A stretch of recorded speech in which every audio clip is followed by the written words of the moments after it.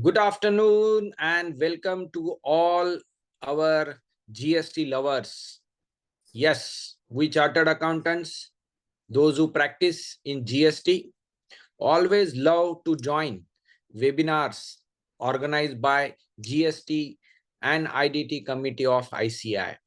We at committee under chairmanship of RK sir and myself being vice chairman, we both were thinking that let's have a seminar, a webinar on the most important topic, that is ITC.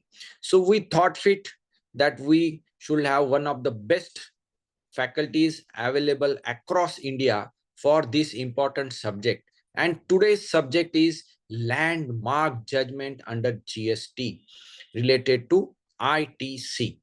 Friends, we all know that whenever there is a notice or there is an issue, 90% we know that it must be related to ITC under GST. And recently, GST amnesty scheme was launched that will be concluded in the month of June. And what will happen after June for the litigations that are spread across India? What will happen to the notices that were not covered in that period of GST amnesty schemes? So lot of issues were there, and these issues were related to ITC. Friends, being a practicing chartered accountant, we must now start learning, or we must master the art of reading high court judgments, because being a chartered accountant, many times we do not go in depth of that judgment. But as a lawyer, our speaker, who is also a chartered accountant and as well as who is also a lawyer from Chennai, Raghavan sir. So friends, we have today's speaker, Raghavan sir, who will be taking up this session. And he is from Chennai, one of the stalwarts of our GST arena.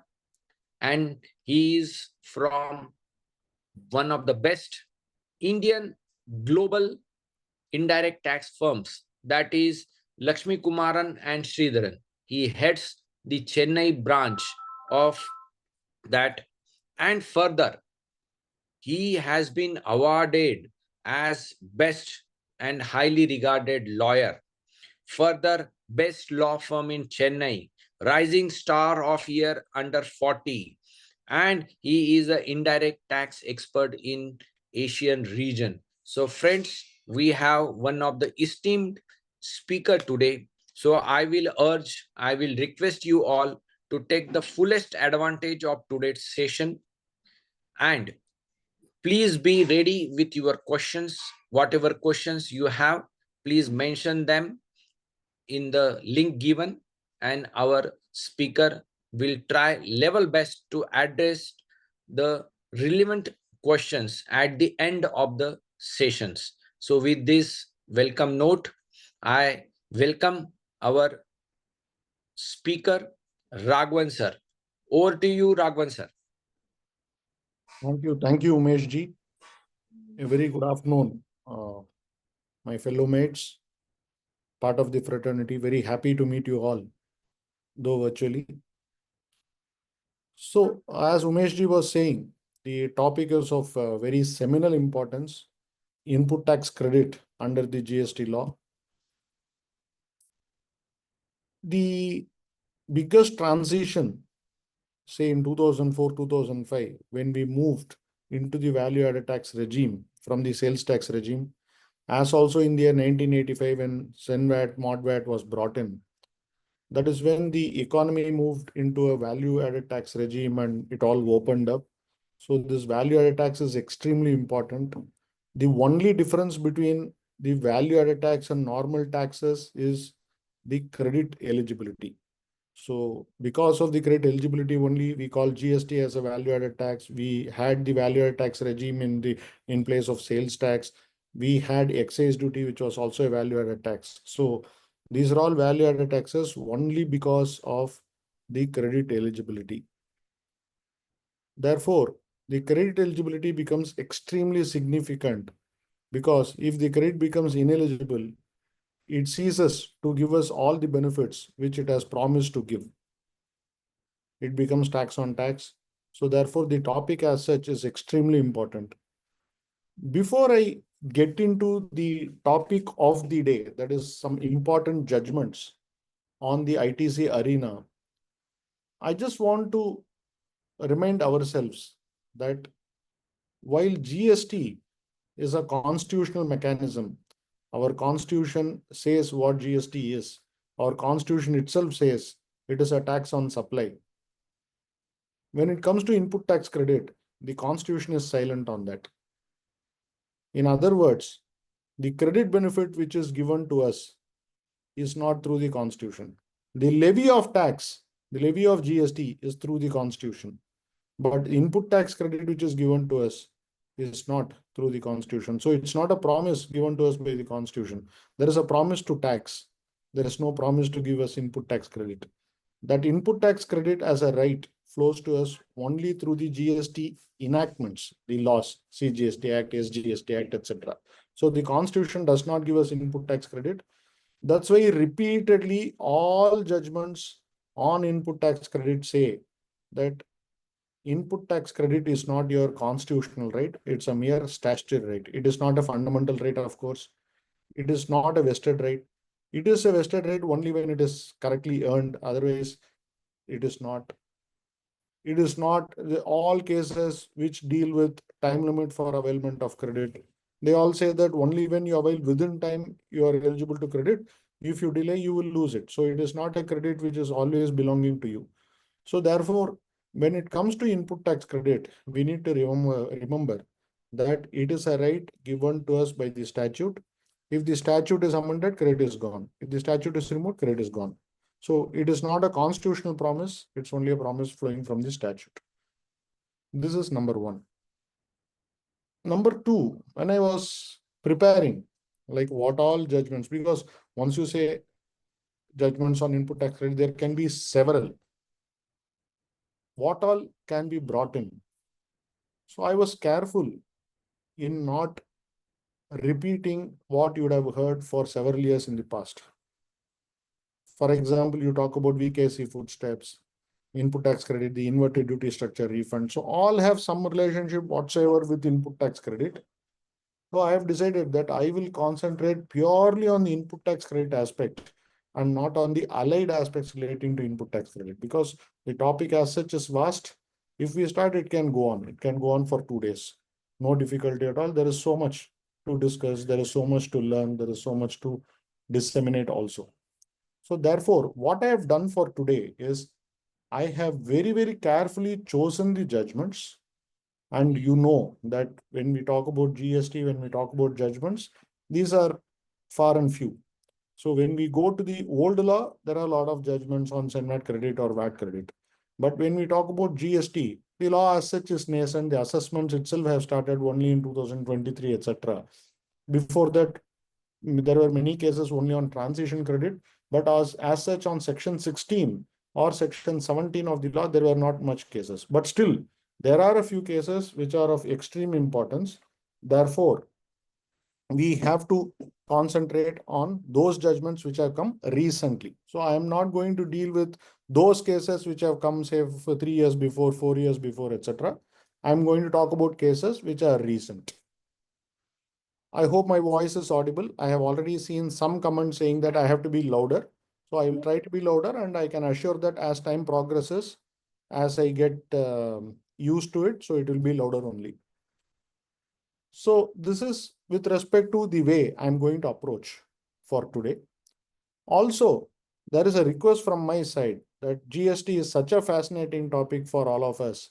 So we all want to learn, we all have been dealing with it. But at the same time, let us restrict the questions to today's topic. let us, I'm definitely going to take up a few questions as time permits, but I will prefer those questions which are on input tax credit than general questions on GST, because only for the reason that we can stick to the topic. You are always welcome to talk to me after the meeting, and we can always discuss and have a professional as in not for fees. What I meant is professional as in we can discuss the topic. So that we can do. So this is what I have for today to start with. So the method I'm going to follow for today is I'm going to discuss cases, but I'm going to discuss as a case study approach. I will ask Lavanya to share her screen so that we can get into the slides. So now, if we move on to the first case study immediately, the first case study is,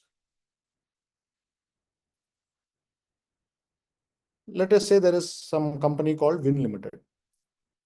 It owns land and it wants to construct a cold storage on the land. So they want to construct a cold storage. The purpose of the cold storage is they will allow various people to use this cold storage for rent. So they will own the cold storage, then they will allow it for rent. And of course, rent is subject to GST. Now, what Win Limited has decided is all the construction material which is required, that will be sourced by Win Limited from, they will procure it themselves. They will procure it themselves, and they have engaged a contractor who will do the construction activity. Now, all the construction material which Win Limited will buy, it will buy and hand it over to the builder. Now, the builder will do only pure labor activity of construction. After this is done, Win Limited will lease it to Lost Limited for a monthly rent or periodical rent. Now, the question is whether Win Limited is eligible for the input tax credit on the GST, which is charged by various suppliers on the construction material, number one. And number two, where it had engaged a contractor to do the construction activity, whether input tax credit is eligible for the service tax, the GST on services, which is charged by the builder. When Win Limited availed these two credits, department issued a show cause notice saying that this is an ineligible credit. This is a blocked credit under 17(5)(c) and 17(5)(d) of the CGST Act. So what does 17(5)(c) and 17(5)(d) of the CGST Act say? If you look into that,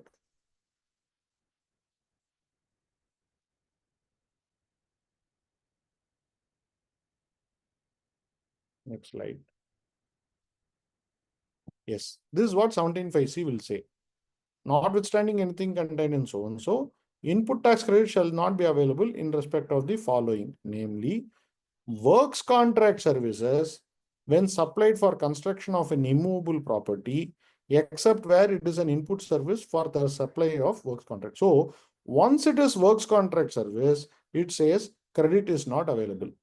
But if you see 17(5)(d), it will say goods or services received by a taxable person for construction of an immovable property on his own account. If you compare 17(5)(c) and 17(5)(d), 17(5)(c) denies credit on works contract service, again with respect to immovable property. 17(5)(d) talks about goods or services, again with respect to immovable property. Here also it says other than plant and machinery. There it will say plant or machinery. Let us not get into that dispute for now. That is the issue which was there in Safari Retreat case, and subsequently amendment has been brought in. So let us not concentrate on plant and machinery for the time being.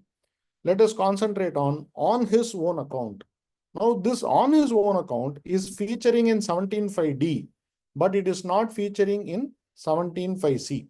So if I procure works contract service and use the works contract service to get a certain activity done, even if it is done for my own account, still credit is denied under 17(5)(c). That is what you saw in 17(5)(c). This on his own account is there only in 17(5)(d). Now with this in picture, now you see this. This is what Honorable Supreme Court in Safari Retreat case says. What is meant by on his own account? So if I am getting a certain building constructed, and that building is not my office, or that is not a factory which will house my other machinery, but that building itself is my revenue earning machinery. It's my revenue earning apparatus. That is, I use that building itself to earn my revenue, and I pay tax on the revenue which is earned by that building. In such scenario, it will be treated as for his own use. This is what Honorable Supreme Court in Safari Retreat case. Examples can be warehouses or cold storage. There may be more examples like this. In all these cases, or shopping mall, there are examples like this. So in all these cases, where the building which you get constructed, if that building itself is going to be leased out, or if that building is itself is going to be rented out, on which rent we will be paying tax, then credit will be available. But there again, if the service which you avail is works contract service, then we won't get that benefit. But if the service which we avail is not works contract service, but a construction service, and goods are not part of it. So what is the difference between a works contract service and a construction service which is not a works contract service?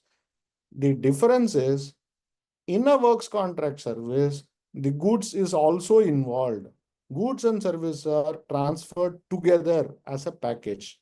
But if the goods are separate and the construction activity is separate, then it is not a works contract service. So if you want credit from Safari retreats and these provisions and an interpretation which is flowing out of it, what flows is, if we are going to build a warehouse or a shopping mall, etc., it is better not to avail works contract service. If you are going to advise your clients, etc., it is better you don't avail works contract service. If you avail the entire service as a works contract service, then credit gets denied under 17(5)(c).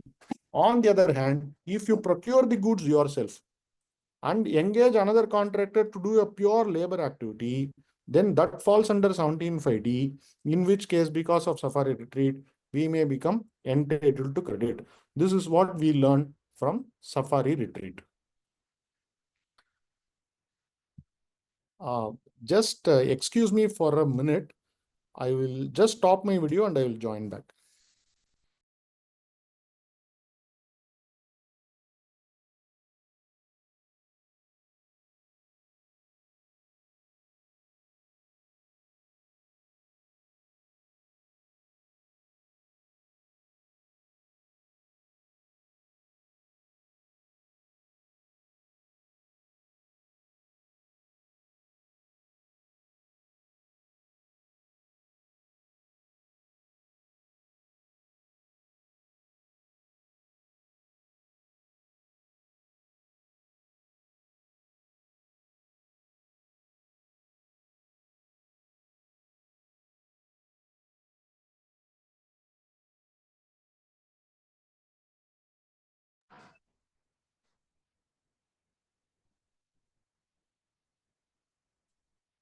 Yes, dear friends, our speaker will be joining just now, and in between, I will be very happy to note that near about 1000 plus participants are there who are viewing this webinar. So this shows the importance of this topic and popularity of our speaker. So just wait, let Raghavan sir join back, and whatever, yeah, Raghavan sir is there. Yes, sir. I'm back. Yeah. I'm back. Yeah, 1000 plus members are viewing you, sir. Yeah. Yes, sir. So this is with respect to our first case study. Now let us move on to the second case study. If you have any doubts or any clarification on the first case study, we will reserve it to the end. Now, the next question that arises is, this is similar to the facts in the case of Bharti Airtel, where, let us say, Supreme Limited, it owns a land. It engaged another person who will construct a prefabricated warehouse. So it's a prefabricated building. You know what is a prefabricated building? It is not traditional brick and mortar. It is using trusses and sections, etc. Now, Supreme availed ITC on the construction service which are procured. Department issued show cause notice, again denying under 17(5)(c), as the same is blocked. Why? Because if we see 17(5)(c), etc., it will say that one is works contract service is blocked. Next, it will also talk about plant or machinery. Plant and machinery is also a defined term. There also, building is excluded under the plant and machinery category. Now, with this in mind, now let us see next. Whether credit can be availed on services procured for erection of a prefabricated structure. This is the question. Why I'm asking this question is, it is the same 17(5)(c) definition, which we, provision, which we saw a few minutes back. Now, again, if you see 17(5)(c), which is there on the next slide, now the concentration is slightly different. Now we are not going to concentrate on works contract service. We are not going to concentrate on anything else, but just see immovable property, works contract services when supplied for construction of an immovable property. So the question that arises is, when a prefabricated building is constructed, whether it amounts to an immovable property or not. If it amounts to an immovable property, then this credit is lost here, because this talks about works on a service when supplied for construction of an immovable property.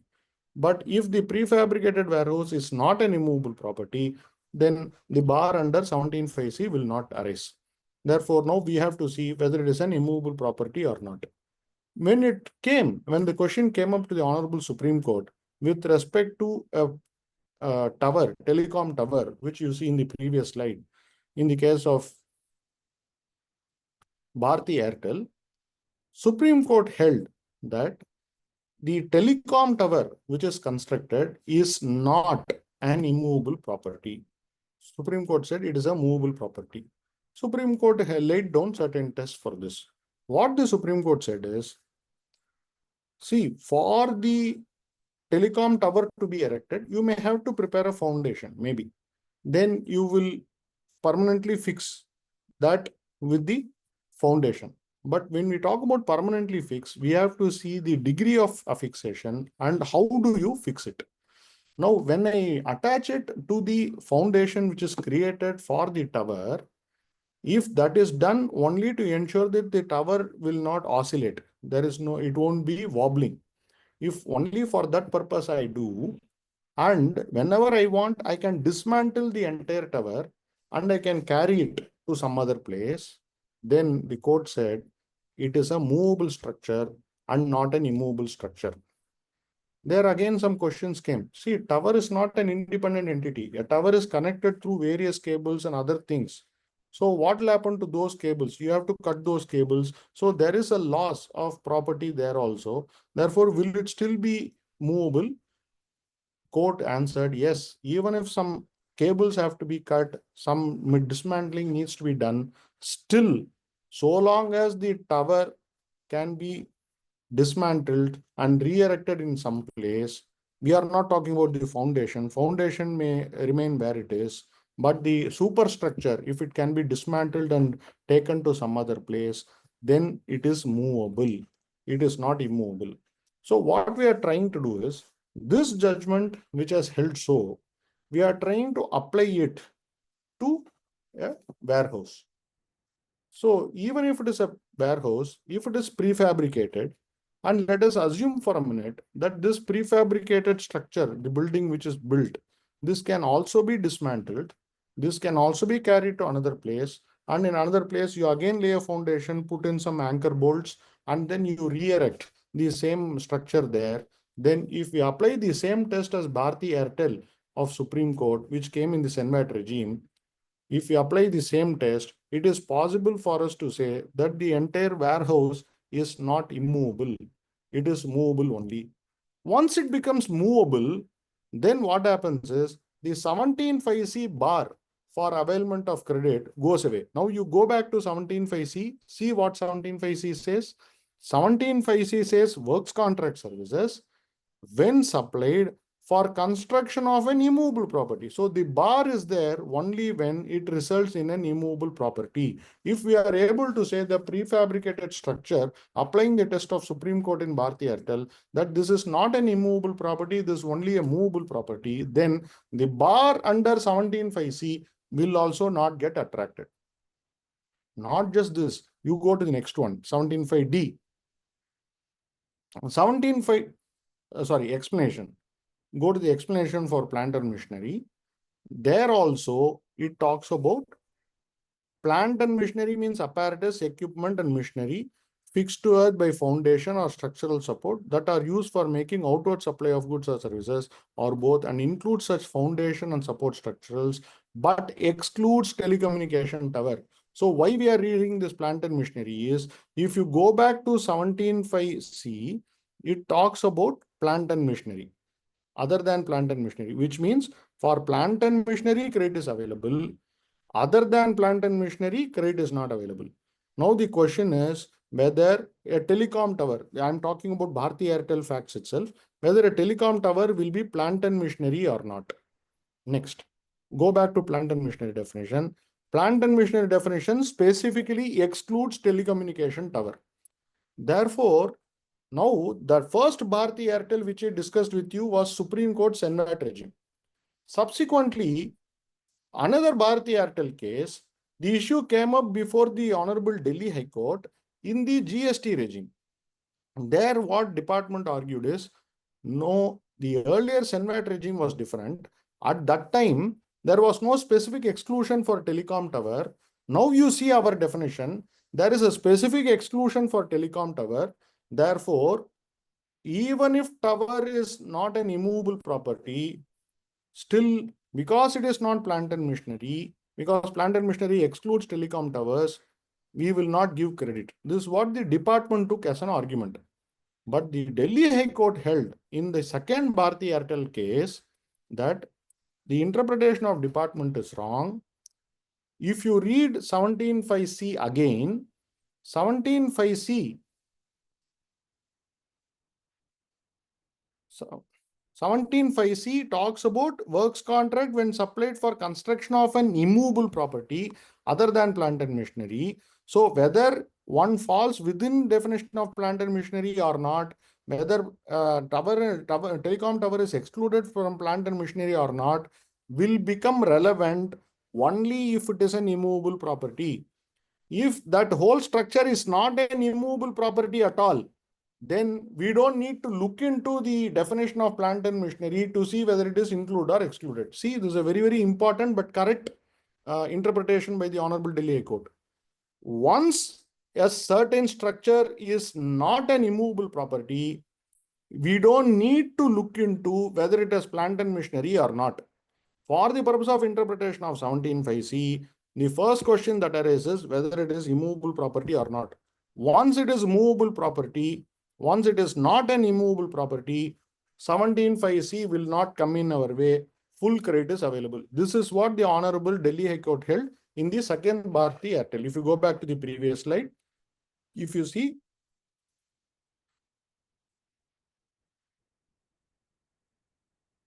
so the second Bharti Airtel, Delhi High Court, GST regime, this is what the High Court holds. So from all of these, what we can understand is, in the GST regime, for 17(5)(c) credit eligibility, the first and foremost question that arises is, the structure which we are building is movable property or immovable property. Once we conclude that it is movable, then no difficulty at all. Full credit is eligible. Now, this has been blessed by the Honorable Delhi High Court also, so this interpretation prevails. Next. Let us move on to the third case study. This is again, it may look like a very, what is there in this case, but it's a very important case when we derive principles out of it. See, what happens is, some cases, when we read it, it may look as if it is dealing with a very specific purpose and it will not apply to all other situations. But sometimes courts lay down principles while deciding a certain judgment. Those principles can be borrowed and it can be applied to all scenarios. This case study is one such scenario. I'll tell you why. This specific case deals with a sale of the credit on a demo vehicle. See, if you go to any automobile dealers, etc., I want to go and buy a certain car, let us say, there'll be a demo vehicle. I can take the demo vehicle for a test drive. I can do test drive and give it back to them. And then I will take a decision whether to buy a brand new vehicle or not. So let us say in this case study, Bento Cars is a car dealership. They were using a demo vehicle to promote the sale of similar vehicles. And ITC was also availed by them on the demo vehicle. But if you remember, 17(5)(a) specifically excludes automobiles, that is credit on motor vehicles. It will say credit on motor vehicles is not available unless that is used to make a supply of such vehicle. Only then credit is available. You can see 17(5)(a) also subsequently is not kept. Okay, 17(5)(a), if you see, that is what the provision will say. Now the question that arises is whether Bento Cars is eligible to avail ITC on the demo vehicles or not. Now, if you see 17(5)(a) specifically, it will say that credit is not available on motor vehicle, but if that motor vehicle is used to make further supply of such vehicle, then credit is available. The question that arises, what is meant by further supply of such vehicle? Whether further supply of such vehicle means whether this demo vehicle itself should be sold, or using this demo vehicle, I will make sales of other vehicles, whether that also is enough. This is the question which came up before the court. If you see the next slide, this is the case where we are talking about BMW India. In this case, against the AAAR ruling, matter came up before the Honorable Punjab and Haryana High Court. Punjab and Haryana High Court, through a very good judgment, held that the phrase used in 17(5)(a) is such vehicle and not the same vehicle. So, I purchase a motor vehicle, I use it for demo purpose, and by using this vehicle for demo purpose, I make sales of all my other vehicles. I'm not selling the same demo vehicle, but I'm making sales of all my other vehicles. To sell those other vehicles, this demo vehicle is being used. Because people come and do a test drive, then only they get convinced whether to buy this brand of car or not, this model of this car or not. Then only they decide. Therefore, Punjab and Haryana High Court held the phrase used in 17(5)(a) is not the same vehicle, but it is such vehicle. So long as such vehicle is sold, credit is available. So the same vehicle need not be sold. So I use demo cars. Demo car is used to make sales of all vehicles of that model. Then that is enough to avail credit of demo cars. The demo car itself need not be sold. This is what the Honorable Punjab and Haryana High Court held.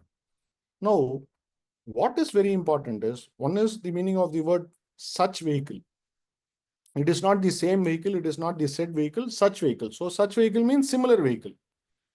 From this, what happens is, now this is only a demo car situation. Now leave it at that. Suppose there is one person who purchases a chassis for a vehicle. He purchases the chassis, and on the chassis he builds a body. And he sells the complete vehicle as such after building the body. Under the Motor Vehicles Act and for all purposes, a chassis itself is deemed to be a motor vehicle. Chassis is an incomplete motor vehicle, but that itself is treated as a motor vehicle.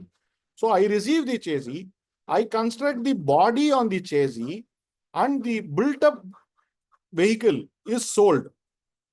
Now, whether I can avail credit or not, definitely we can avail. But department can say that you have availed credit on chassis, you didn't sell chassis as such. If you had sold chassis as such, then we would have given you credit. But since your chassis is used only to convert it into a different motor vehicle, and only the motor vehicle is sold, we will deny credit. These kind of matters are also coming up. Now, because of this Punjab and Haryana High Court, we can argue saying that chassis is there On the chassis, the body is built. Now, this motor vehicle is same as the old vehicle, or at least, even if you don't agree, it is same, because chassis is different from a complete vehicle. Even if it is not same, at least it is such vehicle. Therefore, credit is available. So, relying on BMW judgment, it is possible to argue this. Number one. Number two, suppose I'm a leasing company. I'm into leasing of vehicles. Now, what happens if I'm a leasing company? I purchase vehicles and I give it on lease. Credit is definitely available because the provision only says supply of such vehicle. So, supply can be supply by way of service or sale of vehicle. Both are supply of vehicles. So, I purchase vehicles and use those vehicles to give it on lease. Credit is available, no difficulty. Now, even if that leasing company has a certain fleet of vehicle which they don't lease, but which they only give it like for demo or any other purpose, even in such case, on those vehicles also they can avail credit, because if that demo vehicle sort of a thing is there in their regular fleet of vehicle which is going to be leased, then because it is such vehicle, credit is available. So these are all clarified in these judgments. But remember, what is very important is the person availing credit, ultimately he should be supplying such vehicles. Either he should sell such vehicles or he should be leasing out such vehicles.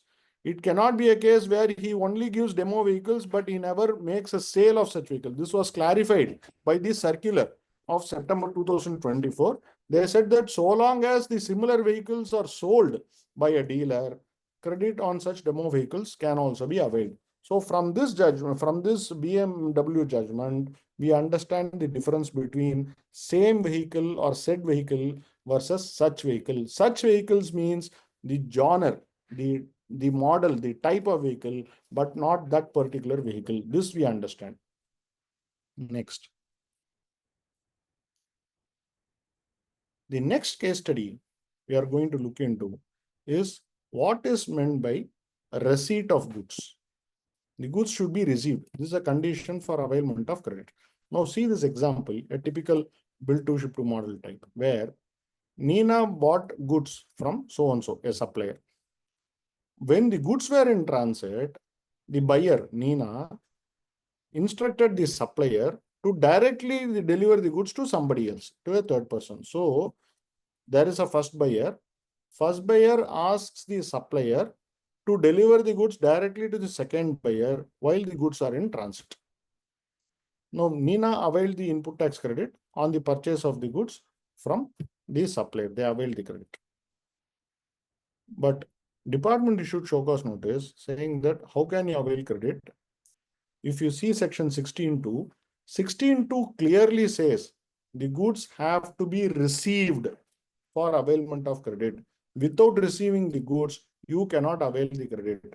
Here, clearly, it is obvious from the transaction that Guna delivered the goods directly to Sheila. The goods never came to Nina's premises. The goods were never received by Nina.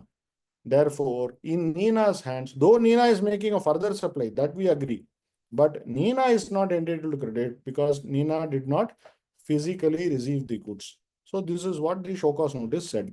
This is an actual, all these are actual cases. Next. The question that arises is whether Nina is eligible to avail credit. We will come to the second question later. This was decided by the Honorable Patna High Court in Saint Retails. There the court held that when the provision says requires, that 16(2)(b) requires that the goods should be received, it need not be only physical receipt. It can be constructive receipt also. You know what is constructive receipt, right? Constructive receipt means the actual goods are not delivered, but a token receipt, something which represents the goods, if that is taken delivery of, that is enough.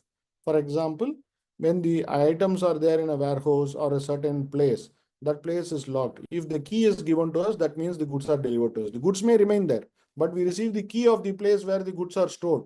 Once the key is received, it is constructive delivery.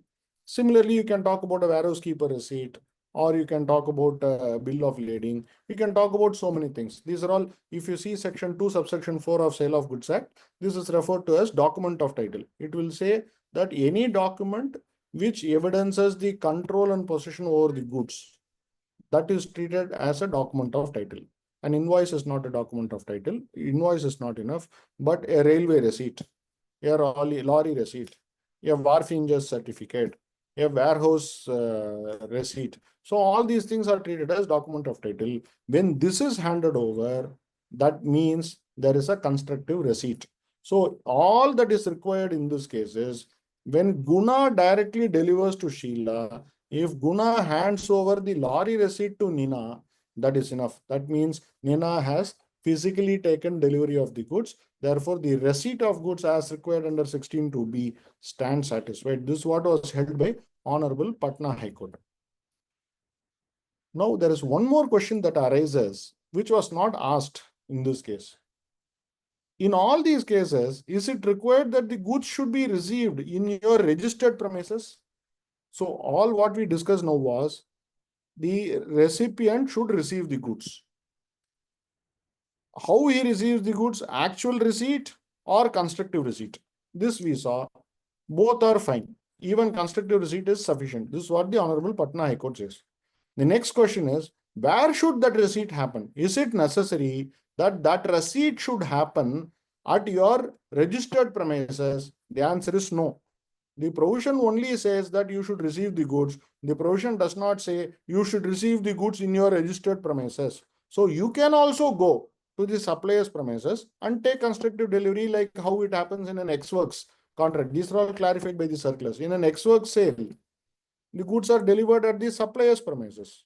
Doesn't matter. All the law requires is the recipient should receive the goods. The law does not say the recipient should receive the goods in so and so place. No, the premise restriction is not there in the provision. So long as the goods are received and that receipt can even be a constructive receipt, then credit is eligible. So this part, constructive receipt part, is clarified by the Honorable Patna High Court. Now the second question I have asked here is, will the answer be different if the recipient and supplier are located in different states? Why am I asking this question? I am asking this question from the perspective of place of supply. See, let us say that the recipient and supplier are in different states, right? Now, what will happen is, in this example, let us say, Guna is in state of Maharashtra. The ultimate buyer, Sheila, is in the state of Gujarat, right?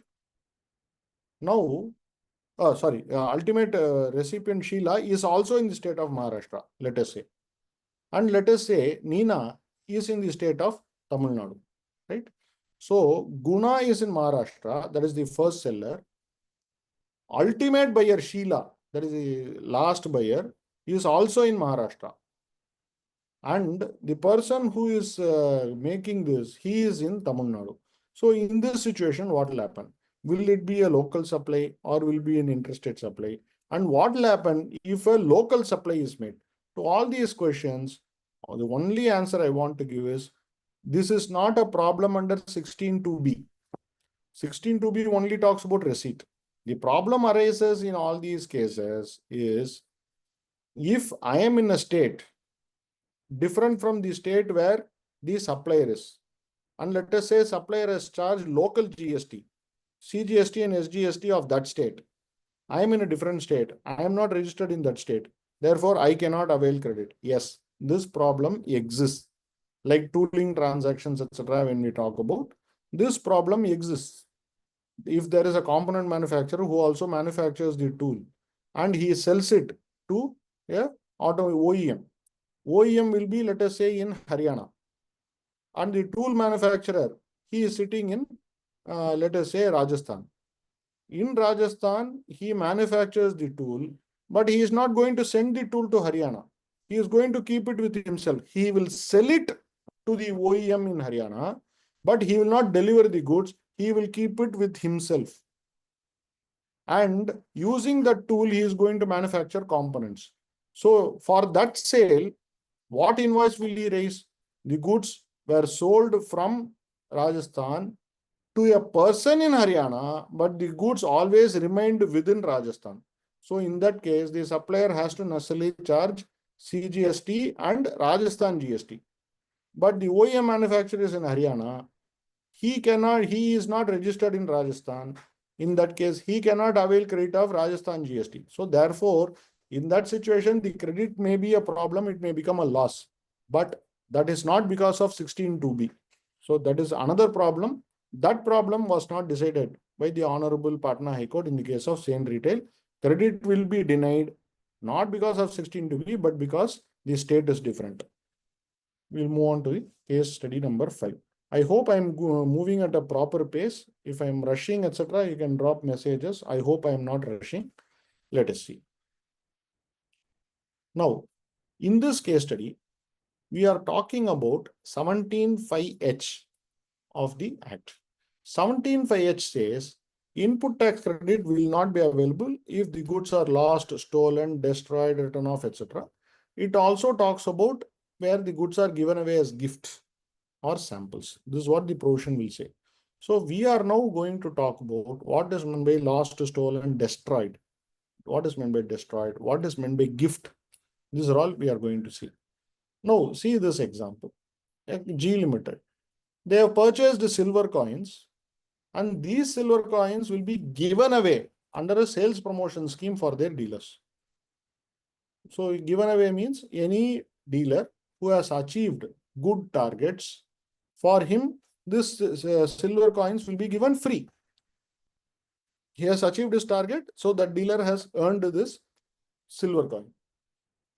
Now, Gina Limited also, they have availed credit on these silver coins. Similarly, they also purchase TMT bars, they are in this business.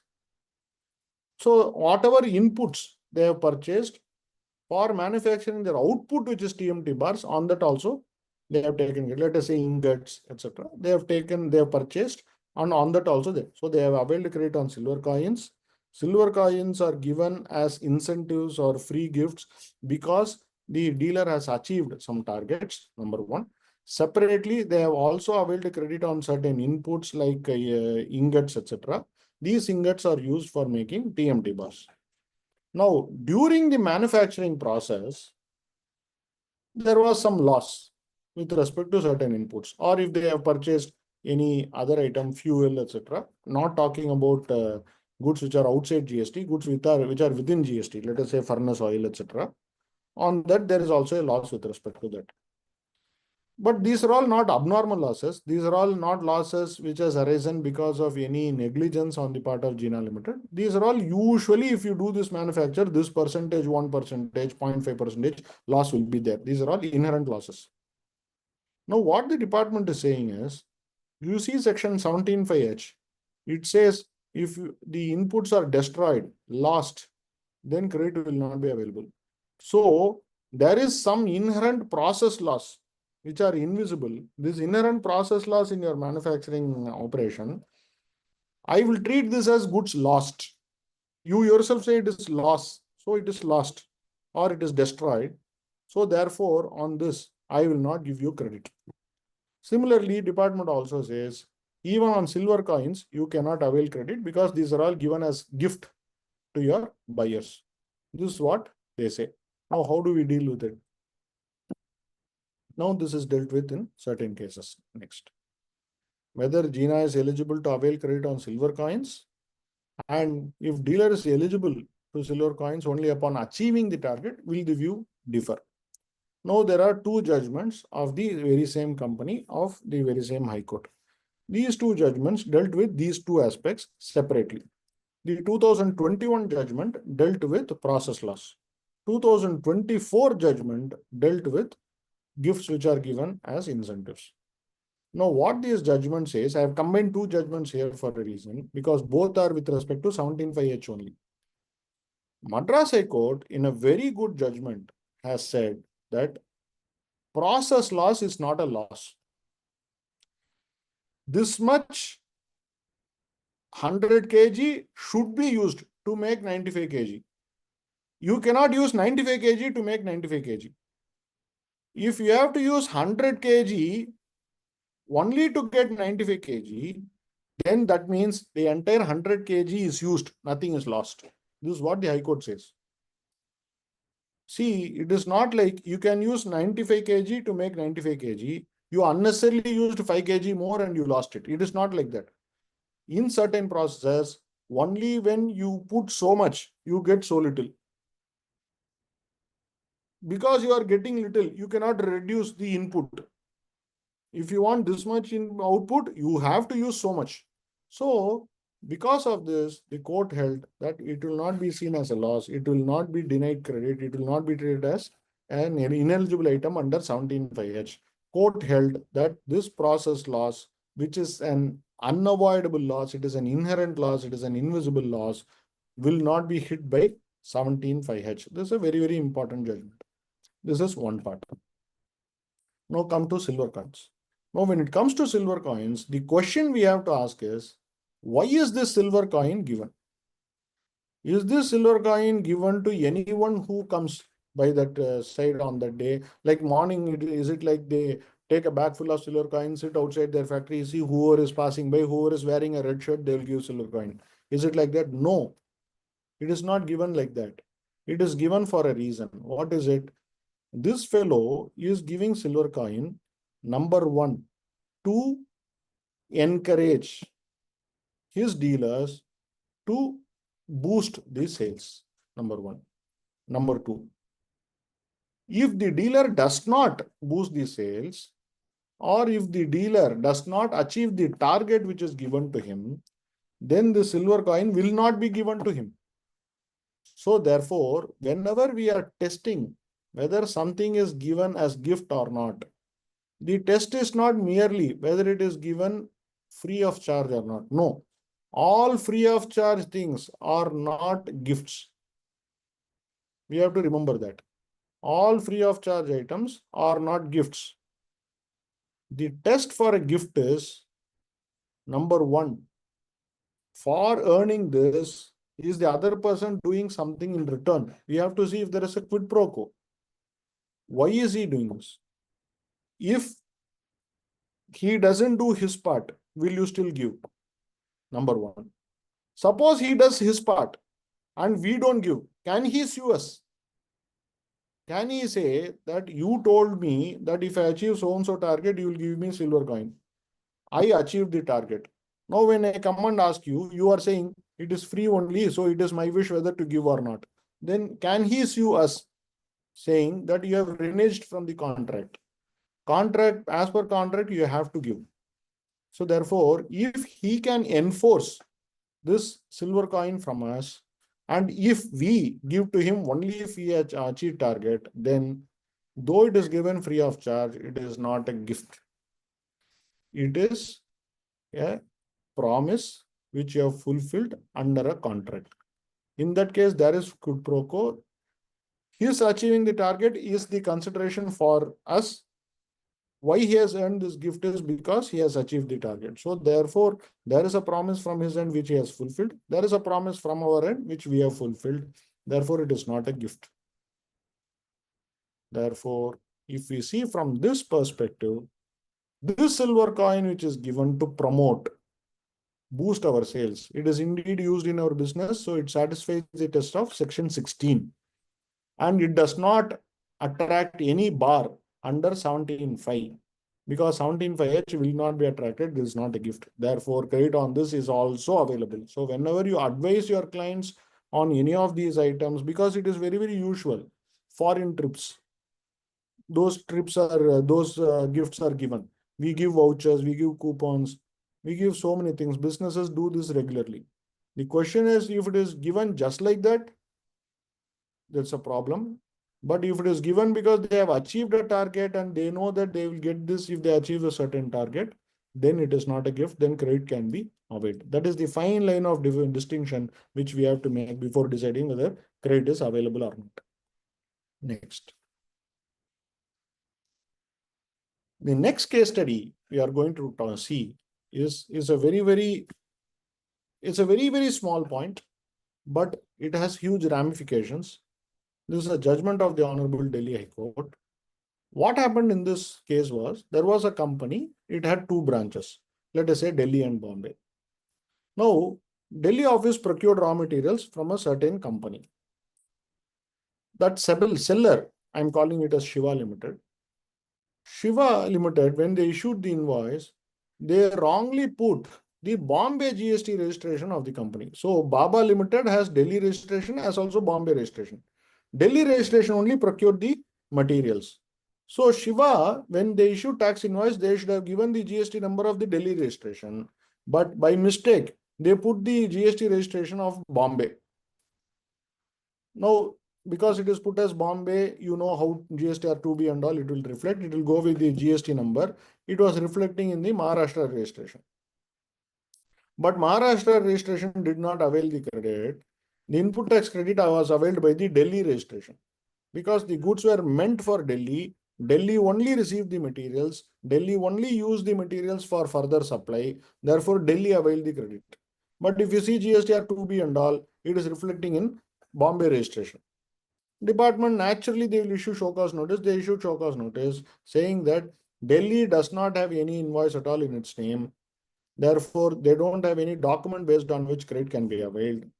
Further, under 16(2)AA, for any mismatch, etc., credit is denied. Therefore, for these two reasons, the show cause notice issued by the Delhi government, Delhi department, said that credit is not available in the hands of Baba Limited in the Delhi registration. Now what happened? Case came before the Delhi High Court. Next. Case came before the Delhi High Court. In this Delhi High Court, what happened was, in Braun Medical, this is the actual case. There the court held, what is this? This is very insignificant. Just one registration number is wrongly mentioned. Because of this, you cannot deny the credit. Therefore, the Honorable Delhi High Court held credit is available in the hands of the Delhi registration. They said it is a small error. According to me, it's very, very reassuring that courts see it like this. It's very good. But if one goes strictly by the provisions, if you go by 16(2)AA, 16(2)AA requires that credit can be availed only based on the documents, the prescribed documents which are there. Now, Rule 36(2) of the CGST rules specifically gives which are the documents based on which credit can be availed. 36(1) also says, 2 also says.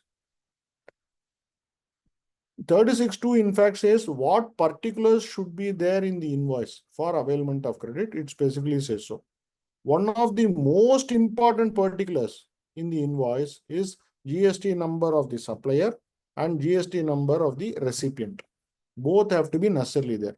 So if you go strictly by these rules and these provisions, credit will not be available. But Delhi High Court saw it beyond. And all what Delhi High Court wanted to know was, is it a case of double credit? Is it like both Delhi registration and Bombay registration have taken credit? Once the answer is no, both have not taken credit, then what the court did was, it's a small error. Let Delhi take the credit, let them retain the credit. This is what the Honorable Delhi High Court has held.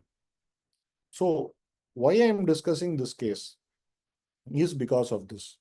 We all know that some error or the other keeps cropping up in some invoices.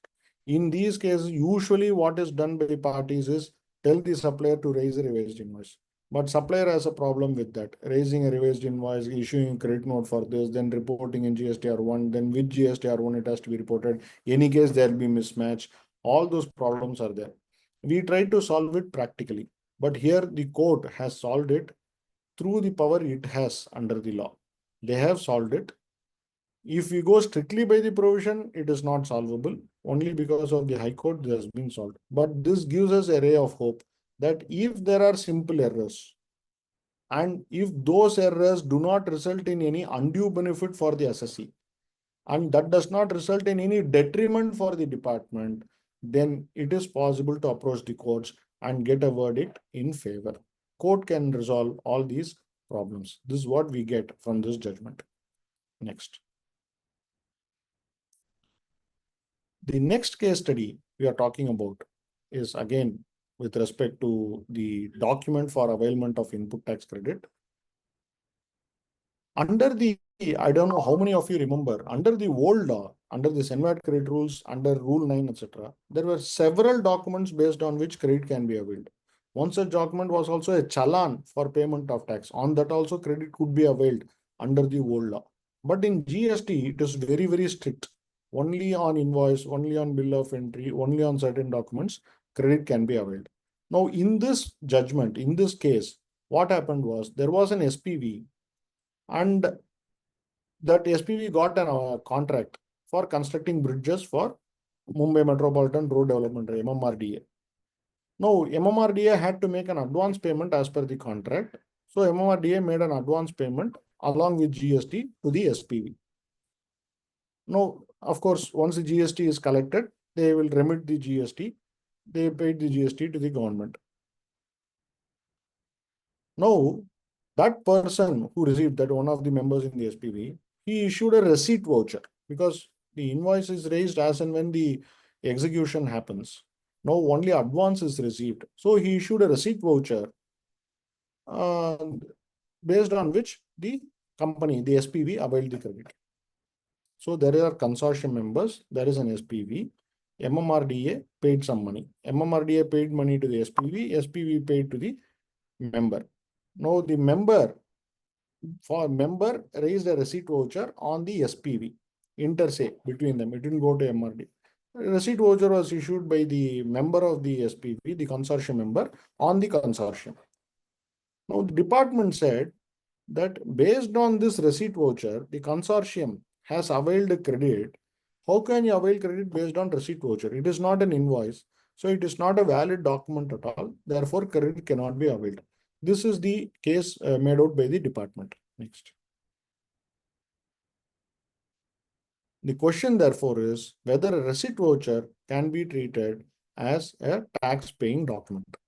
Here again, it was Bombay High Court. The earlier judgment was Delhi High Court. But here again, Bombay High Court saw the whole transaction from a very, very larger perspective.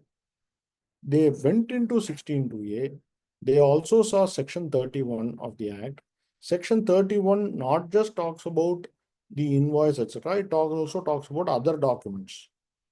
Then it also went into Rule 36(1) and then held that it need not be necessarily only the invoice. Any other document, because receipt voucher is one of the documents enlisted under Section 31, therefore it can also be treated as a document with respect to availment of credit. They applied the logic, they didn't restrict themselves to Rule 36. They went beyond Rule 36. They went into Section 31. Since receipt voucher is one of the requirements, which is one of the GST documents, they said that that is enough. It is a document issued under the GST law. Therefore, on that basis also, credit can be availed. So if any of us reads Rule 36, suppose a client comes to us with this proposition for an opinion. If we go through the rule, we will never get this answer. We will never be able to give an advice saying that you can avail credit based on receipt voucher because it is strictly not one of the documents mentioned in the rule. But the court sees beyond and court goes into Section 31. Court elevates the status of a receipt voucher similar to that of an invoice because it is also a statutory document and then holds on that basis also credit can be availed. Now, this judgment is there. The repeated problem all of us face is, I'm giving as an example. I'm just seeing if we can use it in those cases. Whenever we import goods, under the customs tariff, we pay IGST also. Wherever this IGST component is mentioned in the bill of entry, there is no difficulty. We avail credit immediately based on bill of entry, no problem at all. But many a times what happens is at that time, we don't pay, but later on department raises some objection and all. Then what we do is we concede and then we pay later. So bill of entry is filed. We would have paid lesser. Later department raises an objection. Then at that time we pay the differential IGST also as customs duty. Customs IGST also we pay. Because it is customs. It is not your DRC 03 and all. It is TR6 challan which is there. So we pay. But when we pay, department closes the matter. Customs department closes the matter, but they do not reassess the bill of entry. So your original bill of entry remains. But after that, for the differential component of AGST, you would have paid using a challan. Department is happy. We are also happy. Amount is paid, no problem. But your bill of entry is not reassessed. Now, can you avail this credit of IGST for the differential you paid through challan? There is a problem. You cannot avail credit because Rule 36 still says credit can be availed only based on bill of entry. Your bill of entry is old. It is not reassessed. And getting your bill of entry reassessed from customs department is so difficult, it never happens. It's like bringing tiger's milk. So, wo to hoga hi nahi. So, in all these cases, the assessees suffer. When they even agree with the department, they pay the differential amount, but still their credit becomes ineligible because they don't have a proper document. Bill of entry reassessment doesn't happen automatically. And your TR6 challan is not one of the documents prescribed under Rule 36. It is a document prescribed under customs law, but it is not one of the documents prescribed under Rule 36. Now, the question that arises, can the logic of this judgment of L&T consortium be extended to these cases and then say if a receipt voucher can be a document based on which credit can be availed, why not a challan based on which IGST under customs is paid? This question also arises. We have to wait and see how it turns out. Next. The next case study we are dealing with is slightly we are getting into the transition, because this also becomes important because there are many cases which are coming up on these points. Now, what we are the present issue is with respect to interest on, let us say, wrongly availed transition credit. So I availed credit under the old law. I transitioned into the GST, right? And in GST, so when I transition into GST, it itself means that earlier it was unavailed, it was unutilized credit featuring in the under the old law. It is transitioned into GST. In GST, I utilized. Let us say we utilized. Now, department says this credit is ineligible for us. And let us say we agree that credit is ineligible. No problem, let me agree. Even if it is ineligible and I have reversed, am I required to pay interest or not? Is the question. Why I'm asking this question is, there is one rule 121 under the CGST rules. It says that any recovery of transition credit will also happen in the same fashion as section 73 and 74. That is, 73 and 74 of the GST Act says that they can recover input tax credit which is wrongly availed or utilized. But it talks about input tax credit. And input tax credit is also defined under the GST Act, and which is section 2 subsection 62 and 2 subsection 63, input tax and input tax credit. It defines, and those definitions only talk about tax paid under GST Act, which is availed as credit. But this transition credit is not a tax paid under GST Act. It is a tax paid under the old law. And it has acquired the character of GST credit through the Tran 1 form. So therefore, strictly speaking, the transition credit is not input tax credit as per definition. Now, when 121 borrows the recovery mechanism under 73 and 74, that only means that transition credit can be recovered by the GST department. Sorry, can be recovered. By whom is another. Transition credit can be recovered. But when Rule 121 borrowed 73 and 74, it didn't borrow section 50. Similarly, it didn't borrow section 122. Section 50 talks about interest. Section 122 talks about penalty. If I wrongly avail credit and wrongly utilize credit, there can be penalty. Similarly, if I avail credit and utilize, but that credit is ineligible, there is interest. But both these provisions, that is section 50 and section 122, only talks about input tax credit. And as I said, transition credit is not satisfying the definition of input tax credit. That means in my view, even as on date, there is no provision at all for charging interest on transition credit which is wrongly utilized. Similarly, there is no provision for charging penalty also. All penalty provisions and interest provisions are applicable only for input tax credit. Rule 121, when it borrowed 73 and 74 for recovery, it forgot to borrow section 50 and section 122 for interest and penalty. Therefore, according to me, there is a vacuum left there.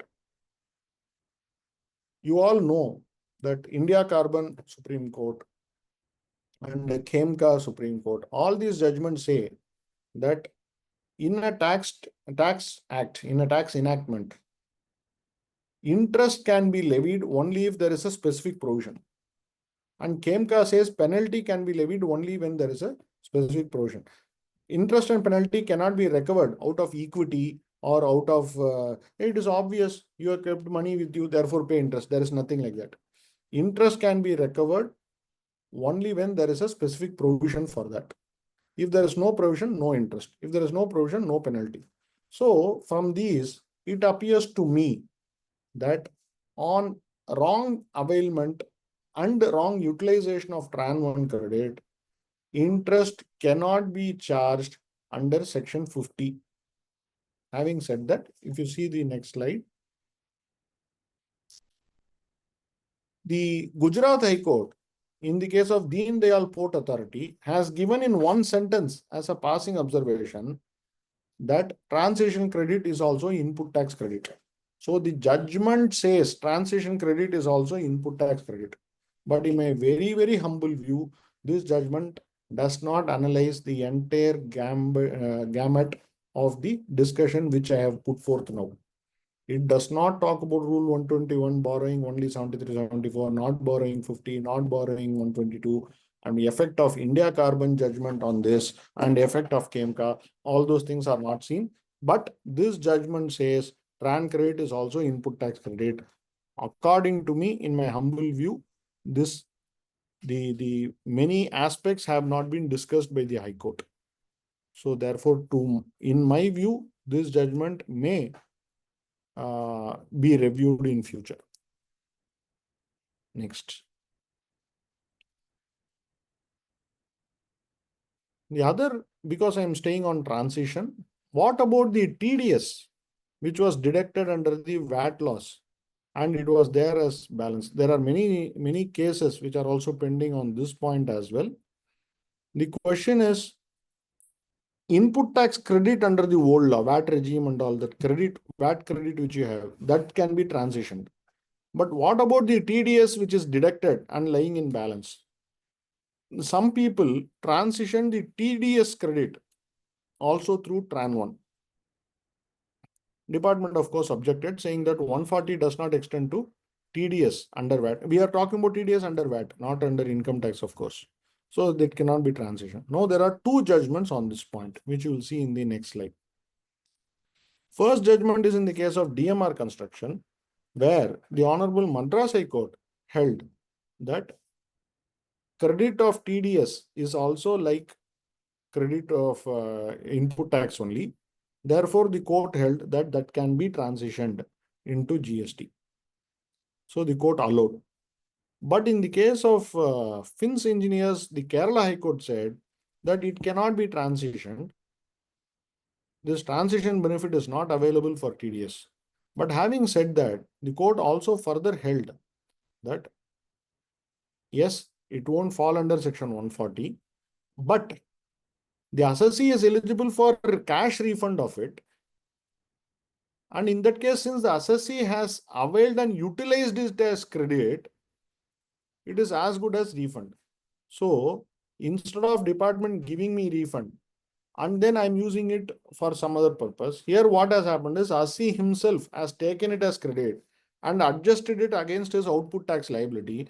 Court said, okay, this is also one method of refund only, because he has utilized it for payment of output tax. It's as good as department has refunded the money to him and he has used the money to pay tax. Therefore, though transition is not possible, but we will treat as if The refund mechanism has been administered through this process.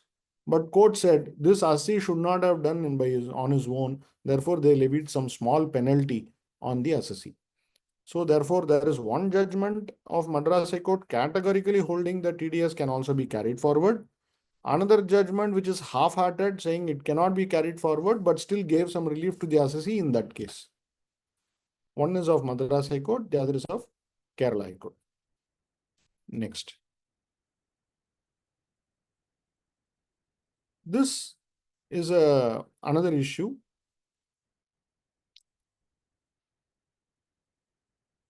The question again that arises is, I availed credit under the old law, right?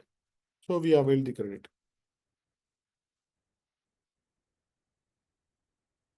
But we took it into GST. Department said this is not eligible at all. Under the old law, you have not availed it under this thing. Therefore, we will deny you the credit. This is wrong availment. Next.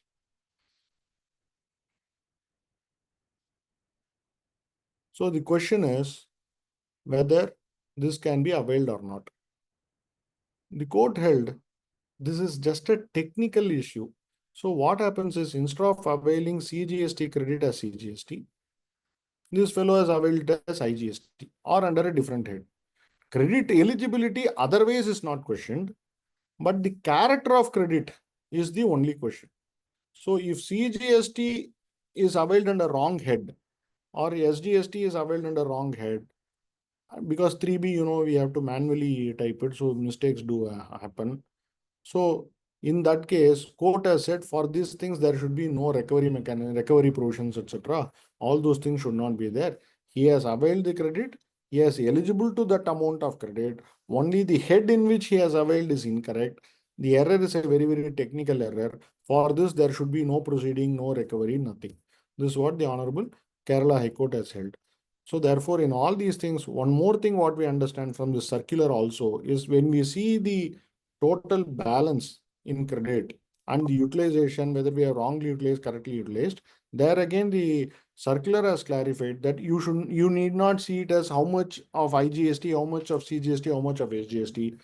You can total all of it up, and overall, if you have the balance which is eligible for utilization, that is enough. You need not see the individual character of each of these credits. So that circular also says, now this Kerala High Court also says that so long as the quantum is fine, the character is wrong, don't trouble, no problem at all. This is what the Honorable Kerala High Court has held. Next.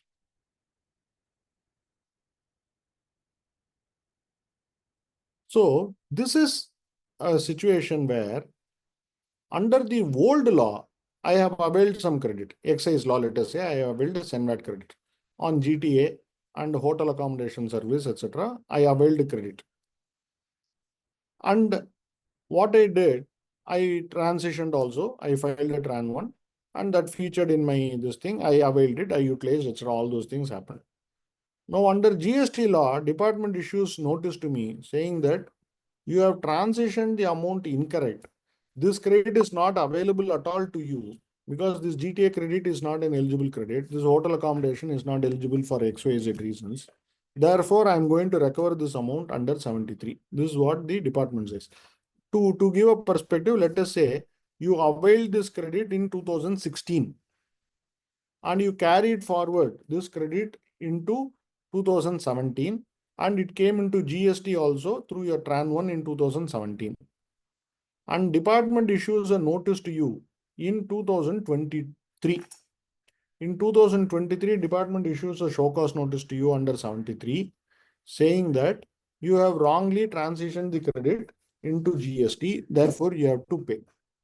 Now, why I am saying 2023 is, for a section 73 notice, for 1718 under GST, department had time till September of 2023 to issue notice. But if you see it as a SENVAT dispute, you availed credit in 2016. Even if you invoke the extended period saying you have committed fraud, suppression, etc., the maximum time limit department had was only till 2021. Now, department lost the bus. Before 2021, they didn't issue the notice. Now they are using GST to issue a notice to you in 2023, saying that this you have transitioned into GST, therefore I will recover from you this year in under GST law. This is what department does. Now what happened? Similar case was carried to the Jharkhand High Court in the case of Usha Martin, and there are a series of judgments after that. In all these judgments, court held that number one, they also rely on section 174 of the CGST Act, which talks about repeal and savings. Those provisions clearly say that any dispute arising out of the old law should be continued and should be dealt with only under the old law. It cannot be done under the new law. So therefore, if the dispute is with respect to whether this amount is eligible to us as SENVAT credit, then the law you have to apply is Rule 2L of the SENVAT credit rules, Rule 3 of SENVAT credit rules, etc. Then by applying those only, we can decide whether you are eligible to credit or not. The question is in 2016 when you availed, whether you correctly availed or not. Because if at that time you have not correctly availed, then your transition or carry forward is also illegal. So the question is, at the first time when you availed credit, was it availed properly or not is the question. For that, the High Court says that question has to be decided based on that law, which is the old law. You cannot artificially invoke section 73 and up in the garb of new law, you cannot recover the old law dues. This is what the Honorable Jharkhand High Court says. For that, they rely on section 174 also, and this is a perfectly correct judgment. The department, wherever they try to do this through section 73, and automatically they think they get an extension of time, I think that will not be permitted. In fact, I was coming across a case where there was a particular assessee, there was a disputed SENVAT credit, it was disputed under the old law itself, and he went for the Sabka Vishwas scheme, SVLDRS. He paid the amount in cash. You remember in Sabka Vishwas, you have to pay 50% or 60%, then entire thing is done. You don't need to pay anything further. So he settled the amount under Sabka Vishwas. So he availed 100 rupees as credit, department disputed, then he paid 60 rupee in cash. So what happens? This 100 rupee credit is blessed. He carried forward this 100 rupee into GST. Now after 6 years, GST law, he receives a show cause notice saying that this 100 rupees what you carried forward is wrong because this is an ineligible credit under the old law. Then we have to necessarily argue saying that, sir, under the old law you already issued notice, that has been settled. Now after settling it, this credit has become correct because I have paid in cash. Now if you recover this again, for one credit you are recovering from me twice. So these kind of disputes also keep coming up, and for all these the answer is, if the demand is under old law, then for the amount that is already settled, they could not have recovered again. Because they invoke new law, this confusion comes, and this is completely wrong. Yes. We come to the last case study for the day with respect to input tax credit. This is again a very, very interesting judgment. In this case, what happened was, there was an assessee. He had some problems in the portal for transitioning the credit into GST. Excuse me. He could not transition the credit into GST and it got delayed. Now, because in July 2017 itself, GST law has started, but he doesn't have the transition credit. So every month for his output payment, he was paying using his cash. He had to pay with cash. And after 6 months only, his transition credit got reflected in his portal. So what he did is, after 6 months when the transition credit got reflected, he wrote to the department saying that, see, my last return, I had so much credit. But because of the problems in the portal, my credit didn't reflect to me immediately. So for the month of July, August, September, October of 2017, I could not pay tax using my credit. I had to pay in cash. Now, after December, when the credit got reflected, I don't have that much business to use this credit. So my credit is lying waste. So he asked the department to refund the amount he had paid in cash and adjust the output tax liability against his credits. Department said nothing doing, we cannot adjust all these things. You paid at that time cash ledger. That no other option, you have to do it. And department relied on Bharti Airtel judgment, which was blessed by Supreme Court.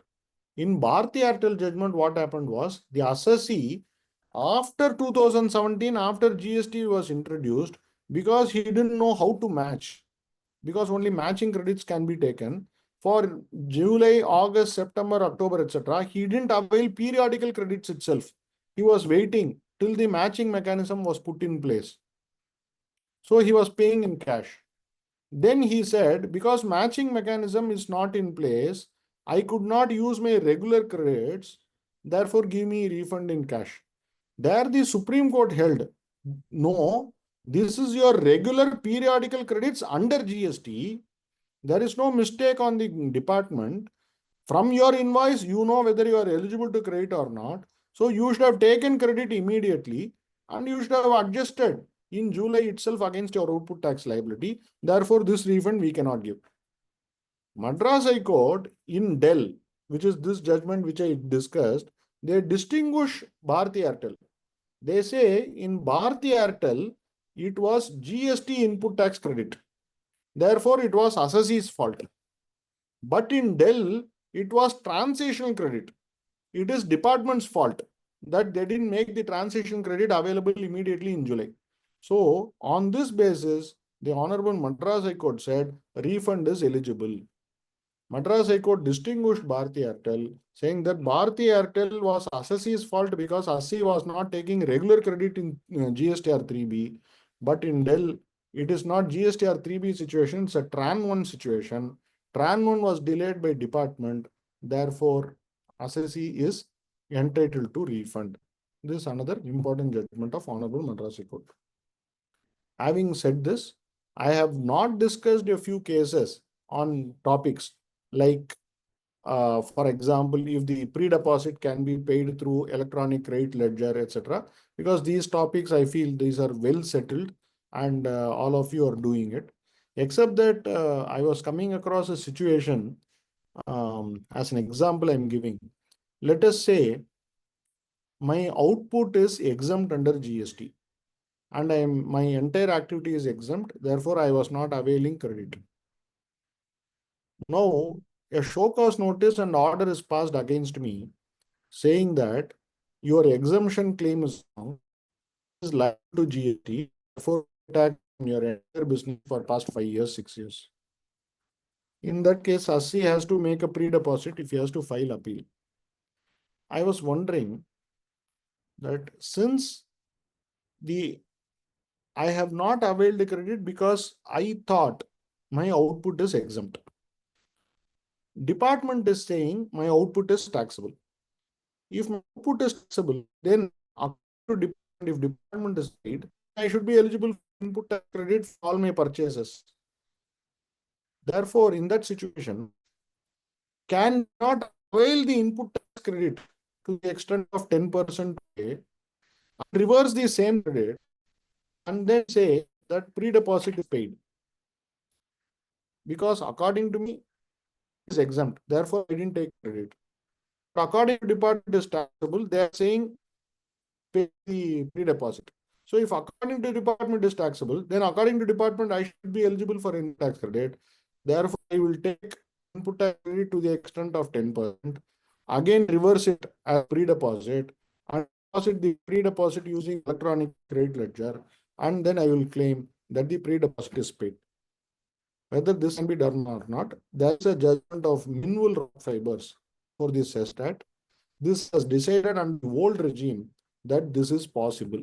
So this is again one idea which came across my mind while I was discussing this topic. So this is what I have for today.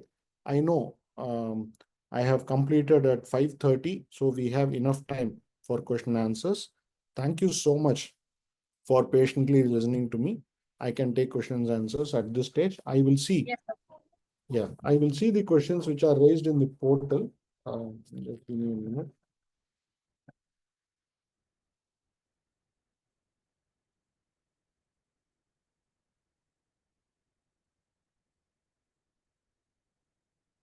So there is a question which wish to know on ITC admissibility of IPO expenses to the extent of issue of shares, raising capital funds by the company. I guess the question is with respect to the expenses with respect to IPO expenses, and maybe the question is asked because securities is not goods. I think that is the aspect from which it is being asked. I think fresh issue is different from transfer of shares. So therefore, only when we are transferring shares, that is when we are selling or supplying shares, etc. So that is different from IPO. IPO expenses, I feel credit will still be eligible.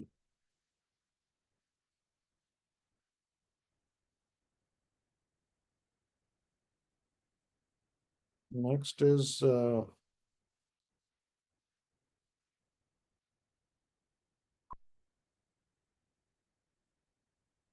excess ITC of so and so availed in financial year 21-22 as reflected in 9 was reversed by claiming short ITC in financial year 22-23 allowed to lapse as reflected GSTR 9 for 20. Is this procedure correct?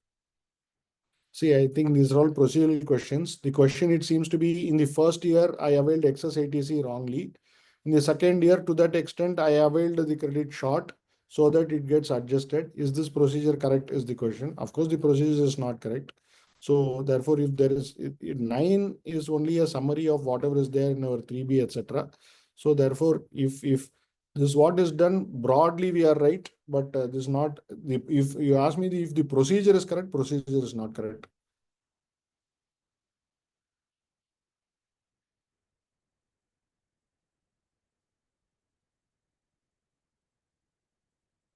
There's, there are some questions not related to input tax credit. Therefore, I'm skipping those. For example, there is a question on commercial credit notes relating to discounts. Of course, it is a GST question, but it is not with respect to input tax credit. Therefore, I'm skipping those. And there is also another question relating to insolvency process where a company has not paid the tax, but the vendors had paid the GST, so company can claim refund. Again, not an input tax credit question. There is also a question with respect to 65 audit.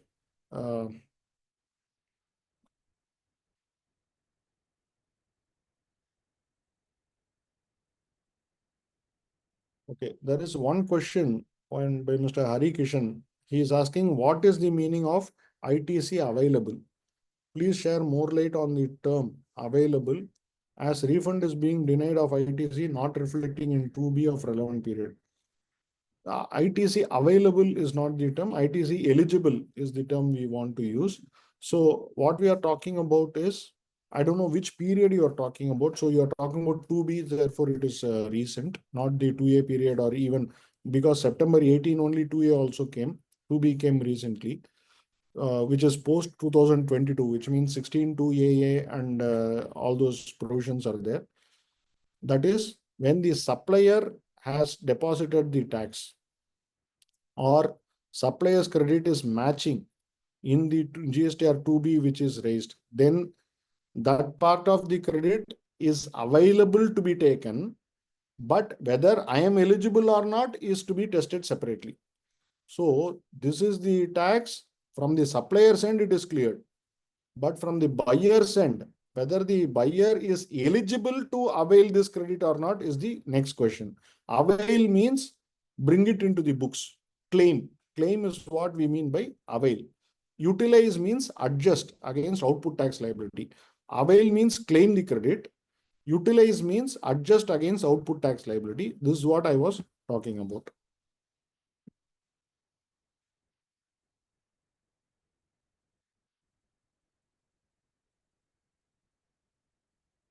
So there is another question. This is with respect to the first case study which I discussed.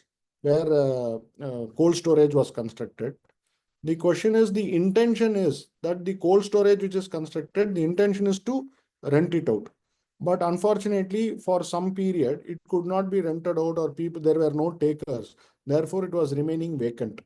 Therefore, the question is asked whether in that case ITC can be availed or not.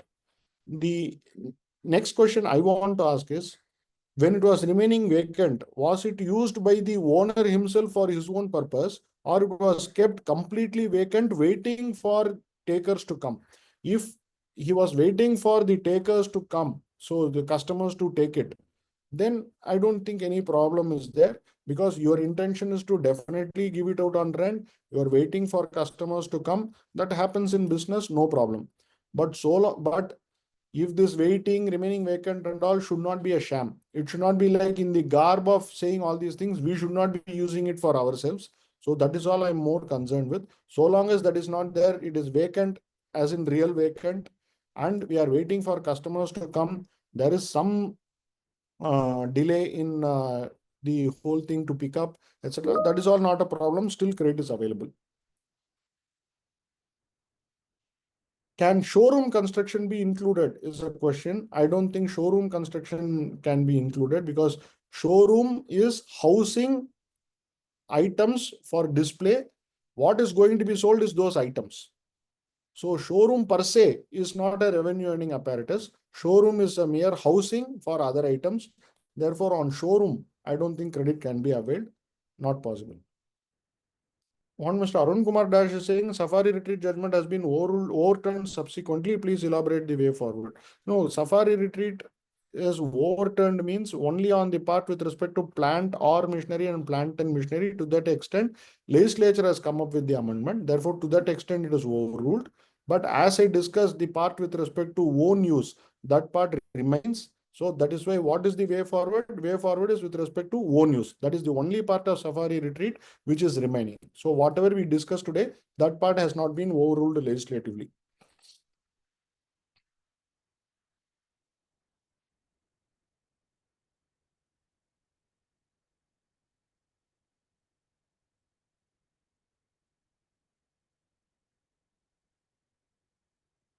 So there is a question by C.S. Shweta Patil. Under 1750, ITC is restricted on goods or services used for construction of immovable property on one's own account. Yes. In the context of a housing society, can input tax credit be claimed on expenses incurred for repair and maintenance activities, such as plumbing or structural repairs, especially in cases where such services may result in the creation of a new immovable property or enhancement of existing structures? So, first of all, the repairs resulting in new immovable property, I didn't understand. So, how it is repaired? But be that as it may, the test is whether that construction which is happening, if it is for own account, we have to see whether out of that building there is some revenue earned or not. If there is some revenue which is earned out of that building, not out of activity carried out in that building, we are not talking about that. For example, showroom is an activity carried out in a building. For that, there is no credit. But out of that building itself, using that building itself as a storage space or as a revenue earning apparatus, if you are going to earn some amount, then we can talk about credit being eligible. Otherwise, no. So I do not know how in a housing society it can be used. I don't think it is possible. ITC on cable laying service is eligible to ITC as movable property. Yes, sir.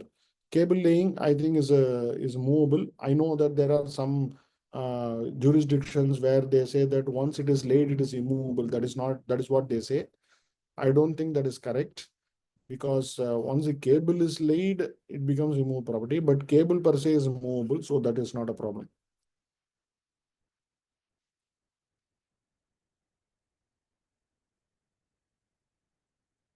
There is another question which is about construction of a college building and renting it out. On the building materials, whether credit can be availed and utilized against the rent or not. I feel it can still be done. So because the whole building is going to be leased out, Therefore, it can be done. In our hands, it will be eligible. But the GST which we charge, if that college is running a recognized course or any intermediate course, etc., then because their output is not liable, they cannot avail this credit. But us who are the owners who are earning a rental income, and if we are charging GST on that, for us there is no problem.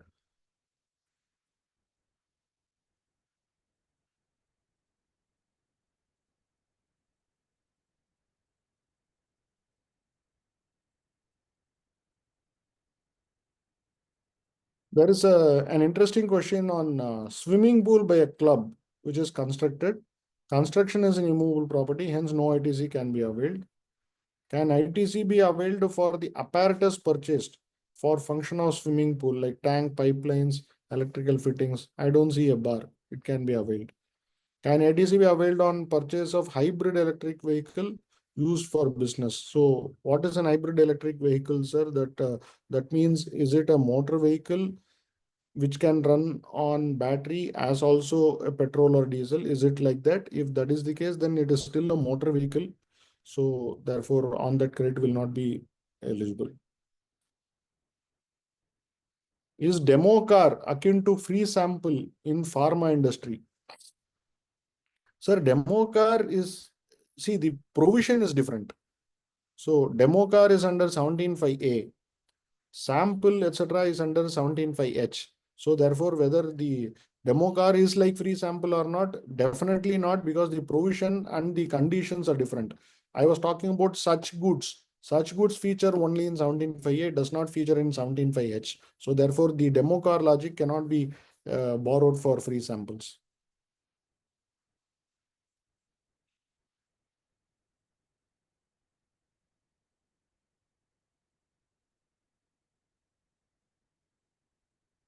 There is a question where goods are supplier has sent the goods on 31st March 25, but the buyer received the goods only on 1st April 25. Can buyer take credit in March 25? The buyer has not received the goods. If the buyer had received at least a constructive receipt of the goods by March 25, say lorry receipt, etc., before March, then maybe he can. But otherwise, without receipt of goods, one cannot take credit as per section 16. So, not possible. If not physical receipt, at least constructive receipt should have happened before March 25. If constructive receipt has happened before March 25, then credit can be availed in March 25. There is another question. What if tools are made for foreign customers in India, in-house, and same is charged to them? Yes, sir. You will be charging CGST and SGST. Of course, foreign customer cannot avail credit. That is a problem which is going on. Therefore, on tools which are built to foreign customers, but tool do not actually get exported, there is a credit loss.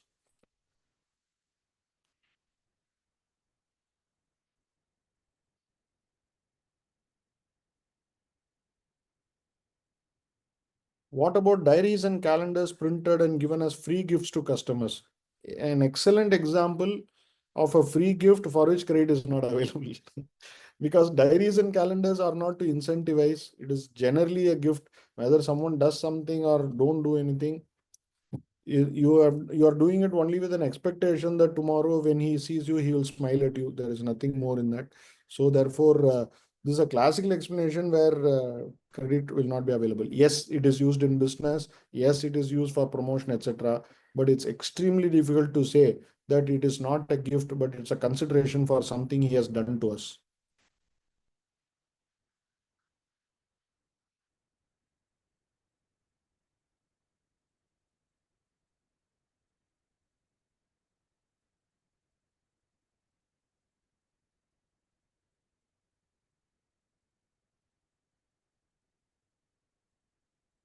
So there are a couple of questions on the silver coin. One question is whether entry 1 to schedule 1 be applicable. So again, the question is, sir, whether it is with consideration or without consideration. I was pitching my reasoning saying that there is consideration. So once there is consideration, not monetary consideration, but there is consideration because he's doing something in return. Therefore, it will not fall under entry 1. Oh, I'm seeing quite a lot of questions which I didn't notice. I was going one by one, but I think I have some at least 70 questions here. Sorry? Yeah, I am told there are 81 questions here. So maybe I will just randomly pick and choose 3 questions and then I will answer that. I'm sorry if I'm unable to answer all of these 81 questions, but maybe the organizers can share my email ID to you. And if you drop it on my inbox, I'll attempt to answer, not immediately, but over the weekend or sometime. I will pick only 3 questions for the time being.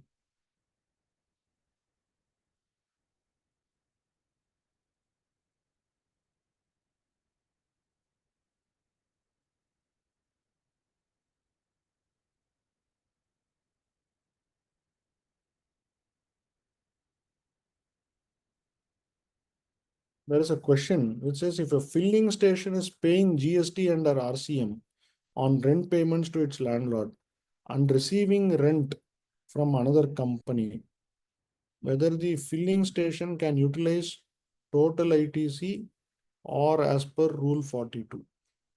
Okay. Because you're talking about proportionate reversal. Okay. This is total ITC is possible, not proportionate.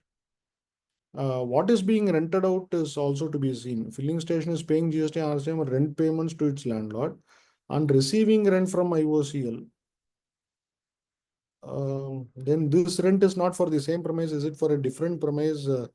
Then I'm not clear.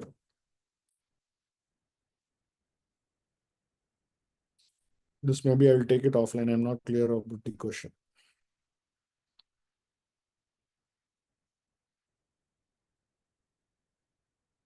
ITC on purchase of gold, silver coin for furtherance of business, whether eligible, company is into market research, and for some clients, they need to do that. So again, sir, I reiterate, if you are buying gold and silver coin and you are doing market research, for some clients you are giving, what is the expectation? So is there an expectation from the client which is binding on the client?